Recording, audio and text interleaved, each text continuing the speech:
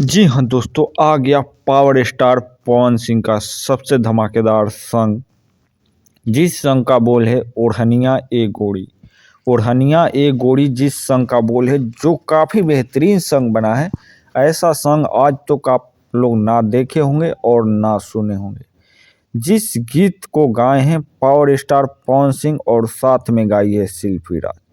Power star Pawan Singh और साथ में शिल्पी राज गाई है, जो काफ़ी बेहतरीन सॉन्ग बना है। और इस गीत को लिखे हैं आशुतोष तिवारी लिखे हैं, प्रियांशु सिंह म्यूजिक दिए हैं। आशुतोष तिवारी द्वारा लिखा गया है, प्रियांशु सिंह म्यूजिक दिए हैं, जो काफ़ी बेहतरीन सॉन्ग बना है। ऐसा सॉन्ग आज तक आप लोग ना देखे होंगे ना सुने होंगे।